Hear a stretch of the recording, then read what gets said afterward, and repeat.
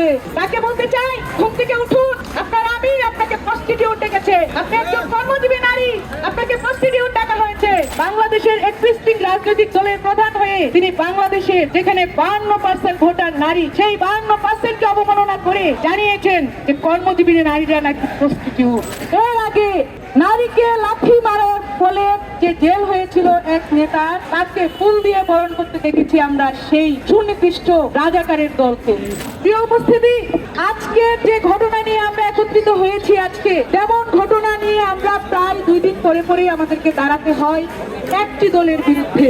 সেই দলটি বারবার নারীদেরকে হেনস্থা করে যাচ্ছে। সেই 71 থেকে মা বোনদেরকে ধর্ষণ করার মাধ্যমে সেই দলটি নারীদের প্রতি অবমাননা শুরু করেছে। সেটি এই 2026 সালে এসেও একই অবস্থানে আছে।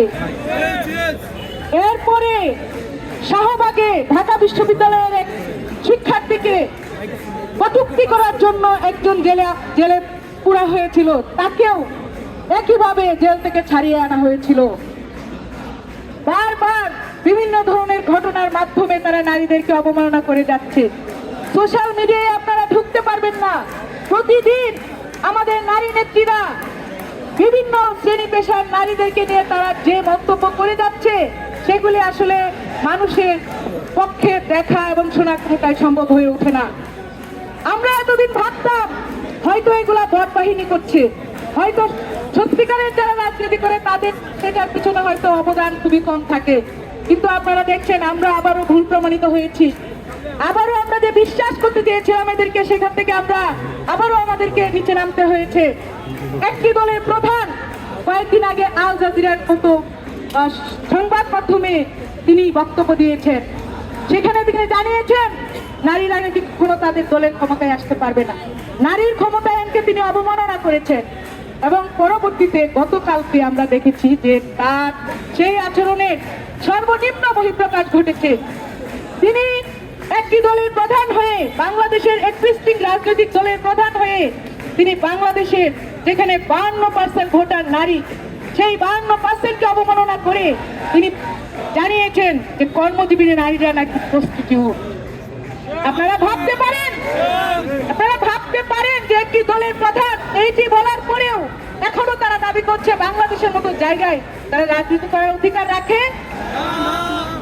সংগ্রামী বন্ধুগণ, এদের এই নারী অবমাননা, বারবার নারীকে অস্বীকার করার যে প্রবণতা, সেইদিকে আমরা রুখে দেব। তাদেরকে বাংলাদেশে যদি রাজনীতি করতে হয়, এই 52% ভোটার নারীর কাছে ক্ষমা চেয়ে, হাত জুড়ে ক্ষমা চেয়ে তাদেরকে বাংলাদেশে রাজনীতি করতে হবে। এছাড়া আমাদের কাছে কোনো অপশন নেই।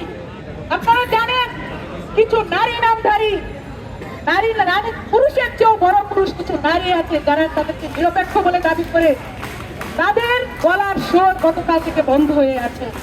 তাদের গলার স্বর বাড়ত যদি হিজাব নিয়ে কেউ কোনো কথা বলতো, কিন্তু সাধারণ কর্মজীবী নারীদের নিয়ে তাদের কোনো গলা ফুটে না। আপনারা জানেন যে একজন ভাইরাল শিক্ষিকা আছে ঢাকা বিশ্ববিদ্যালয়ে, যিনি কথায় কথায় বিভিন্ন ভাবে নিজের রাজনৈতিক উদ্দেশ্য সফল করার জন্য বাংলাদেশ জাতীয়তাবাদী দল এবং অন্যান্য সংগঠনকে দোষারোপ করে থাকে। তাকে বলতে চাই, ঘুম থেকে উঠুন। আপনার আমি আপনাকে প্রস্টিটিউট ডেকেছে। আপনি একজন কর্মজীবী নারী, আপনাকে প্রস্টিটিউট ডাকা হয়েছে। এবং আমরা জানতে চাই যে আপনি এবং আপনার মতো যারা আছেন, যারা নারীর চেয়ে পুরুষের চেয়েও বড় পুরুষ, তারা আমাদের জন্য কি কখনো ভেবেছিলেন কিনা?